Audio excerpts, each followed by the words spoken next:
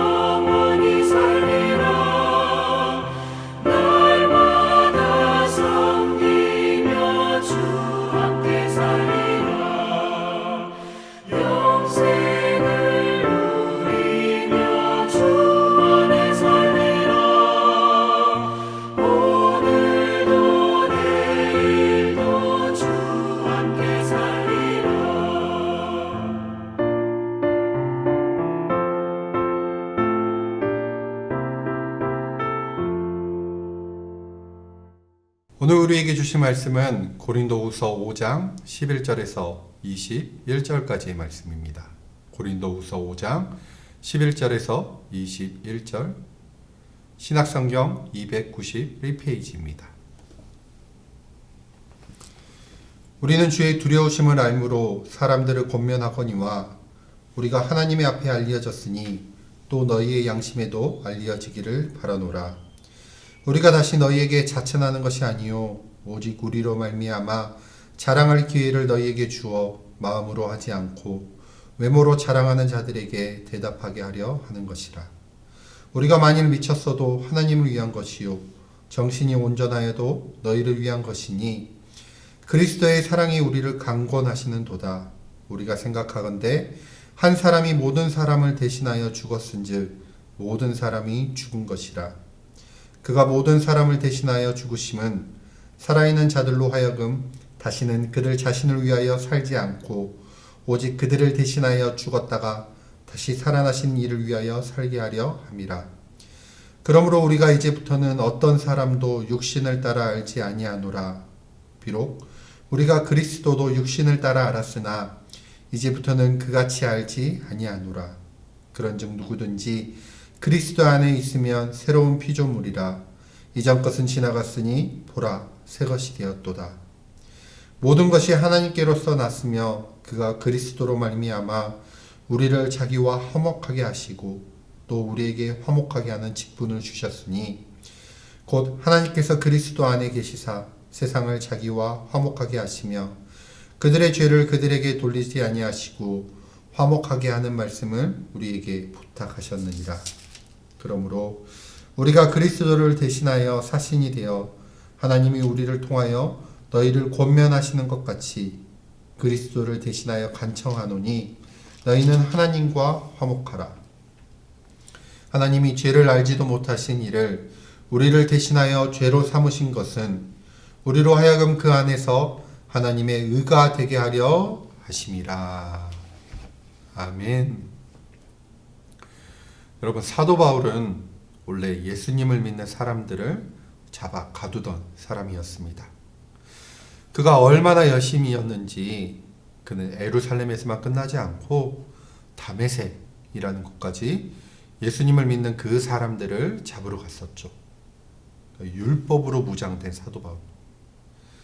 하나님을 믿는 사람을 핍박하는데 열심이었던 그 사도 바울이 빛으로 오신 예수님을 만나게 됩니다. 사도 바울이 변화를 경험하게 된 것은 바로 그 주님의 사랑 때문이었습니다. 예수님께서 바울을 용서하시고 그를 복음의 전도자로 사용하셨죠. 여러분, 상식적으로 보면 도저히 할 수 없는 일입니다. 일반적인 생각이 아니라 흔히 미치지 않고서야 어떻게 이렇게 할 수 있습니까? 이것은 하나님께서 우리를 어떻게 사랑하시는지를 잘 알 수 있습니다. 하나님 우리를 어떻게 사랑하셨냐고요? 바로 우리를 끝까지 사랑하셨기에 자신의 아들 그리스도를 내어주셨죠. 이것을 바울이 잘 알았기에 그는 13절에서 이렇게 고백합니다. 우리 13절 말씀 같이 한번 읽어보겠습니다. 우리가 만일 미쳤어도 하나님을 위한 것이요 정신이 온전하여도 너희를 위한 것이니. 바울은 당시 최고 학자였던 그 가말리엘라는 사람 아래에서 하나님에 대한 많은 것을 배우고 익혔습니다. 그런데 그동안 자신이 배우고 가졌던 그 하나님에 대한 지식과 하나님에 대한 태도가 틀렸다는 것을 그가 깨달았죠. 그래서 그 후로 자신의 삶을 완전히 바꾸게 됩니다. 자신이 옳다고 생각했던 복음, 그리고 자신이 정당하고 올바르다고 생각했던 이 사람들을 향한 태도를 바꾸게 되죠. 바울이 그 마음이 바뀌어서 비판적으로 변해버린 고린도 교회 성도들을 지금 여전히 사랑합니다. 이제는 그만 포기해도 될 그 충분한 이유가 있었습니다. 그냥 그 사람들 아니고 다른 지역의 교회, 다른 지역에 자신이 세웠던 그 교회의 사람들을 좋아하고 자신을 따르는 사람들만 신경 써도 됩니다. 그런데도 바울은요, 이 고린도 교회의 성도들을 포기하지 않았습니다. 왜냐하면 고린도 교회 성도들을 사랑하는 것, 그들을 멈추지 않고 끝까지 사랑하는 것이 바로 온전한 것임을 알았기 때문입니다. 사도 바울이 예수님의 사랑을 경험하면서 그 예수 그리스도의 사랑을 받은 사람은 전과 같을 수 없다는 것을 알았습니다. 그래서 바울이 이렇게 고백합니다. 우리 17절 말씀 같이 한번 읽어보겠습니다. 17절입니다. 그런즉 누구든지 그리스도 안에 있으면 새로운 피조물이라 이전 것은 지나갔으니 보라 새 것이 되었도다. 아멘. 예수님의 사랑을 받았으니 이전과 같을 수 없다. 그래서 사도 바울은 그리스도 예수 안에서 자신의 옛 모습이 모두 다 지나갔다. 이렇게 이야기합니다. 그리고 이제 그에게 남아있는 모습, 어떤 모습이라고 이야기하나요? 바로 새로운 피조물, 새롭고 변화된 모습이라고 알려줍니다. 이를 통해서 사도 바울은 고린도 교회의 모든 성도들에게 소명을 인식시켜 주는데 우리 18절 말씀을 같이 한번 읽어보겠습니다. 18절 말씀입니다. 모든 것이 하나님께로서 났으며 그가 그리스도로 말미암아 우리를 자기와 화목하게 하시고 또 우리에게 화목하게 하는 직분을 주셨으니. 하나님께서 주신 소명이 뭐냐? 바로 화목을 만들어내는 직분이라는 것입니다. 사실 여러분, 이 고린도 교회의 가장 큰 문제는 무엇이었냐면요, 바로 분열이었습니다. 그래서 이전에 썼던 편지, 고린도 전서죠. 고린도 전서 앞부분을 보면 이 파당 간의 분열에 대해서 이야기를 합니다. 4개의 파였어요. 아볼로파, 바울파, 게바파, 그리고 그리스도파. 이 4개의 파로 나뉘어서 서로가 굉장히 치열하게 다퉜습니다. 물론 각 파별로, 그러니까 끼리끼리는 문제 없었겠죠. 끼리끼리는 화목할 수 있겠죠. 하지만 그 고린도 교회 안에서의 평화는 찾아볼 수 없었습니다. 결국에 이것이 어떻게 되냐? 결국 이것이 전도의 장애물이 되고야 맙니다. 여러분 생각해 보십시오. 분쟁과 다툼이 있는 교회를 누가 좋아하겠습니까? 교회 내에서 서로의 말이 맞다고 우기고 다투는 사람들을 보면 어떻게 하죠? 오히려 피하겠죠. 그것이 비단 이 고린도 교회뿐만 아니라 하나님에 대한 인식까지도 좋지 않게 되었습니다. 여러분, 그리스도가 세상에 오신 이유, 하나님께서 예수님에게 주신 그 직분도 무엇이었냐? 바로 우리와 바로 하나님을 화해시키는 것입니다. 하나님이 만드신 피조물로 우리가 살았지만은 죄로 인해서 하나님과 인간 사이는 벌어지고 말았습니다. 그래서 그 사이에 예수님을 보내신 거죠. 우리 20절 말씀 같이 한번 읽어보도록 하겠습니다. 20절입니다. 시작. 그러므로 우리가 그리스도를 대신하여 사신이 되어 하나님이 우리를 통하여 너희를 권면하시는 것 같이 그리스도를 대신하여 간청하노니 너희는 하나님과 화목하라. 여러분, 예수님의 희생으로 하나님과 우리 사이를 화목하게 하셨습니다. 그리고 그분을 믿고 따르는 사람들에게 동일하게 요구되는 것이 바로 이 화목입니다. 다시 말하면 하나님은 우리에게 화목하게 하는 직분을 주신 거죠. 흔히 우리가 직분이라고 하면 우리는 교회에서의 그 직분을 생각을 합니다. 목사, 전도사, 장로, 권사, 집사, 교사. 여러분, 이 직분이 중요한 게 아닙니다. 그 직분에 누가 높냐, 누가 낮냐 이게 아니라 이 직분을 통해서 궁극적으로 화목하게 하는 것이 중요한 것입니다. 예수님을 믿는 성도지만요, 함께 평화를 만들어가는 사람이 있고 반대로 분열을 조장하는 성도들도 있습니다. 비단 이것은 교회뿐만 아니라 가정과 일터에서도 마찬가지입니다. 사랑하는 종합교회 성도 여러분, 오늘 하루를 살아가시면서 오늘 우리에게 주신 그 직분을 기억하는 하루가 되십시오. 하나님 우리에게 화목하게 하는 그 직분을 주셨습니다. 오늘 하루 동안 가족과 동료와 그리고 동역자들 간에 화목하는 하루, 그리고 화목하기 위해 노력하는 하루가 되시기를 주님의 이름으로 축복합니다. 기도하겠습니다. 사랑해 주님 감사합니다.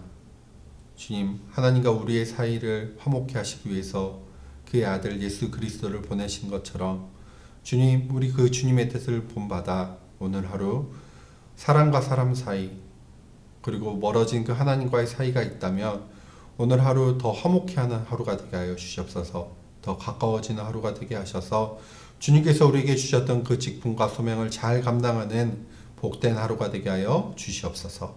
감사드리며 예수님의 이름으로 기도드렸습니다. 아멘. 하늘에 계신 우리 아버지, 아버지의 이름을 거룩하게 하시며 아버지의 나라가 오게 하시며 아버지의 뜻이 하늘에서와 같이 땅에서도 이루어지게 하소서. 오늘 우리에게 일용할 양식을 주시고 우리가 우리에게 잘못한 사람을 용서하여 준 것 같이 우리 죄를 용서하여 주시고 우리를 시험에 빠지지 않게 하시고 악에서 구하소서. 나라와 권능과 영광이 영원히 아버지의 것입니다. 아멘. 오늘 우리에게 주신 말씀을 기억하면서 주어진 세 가지 기도 제목으로 우리 함께 기도하겠습니다.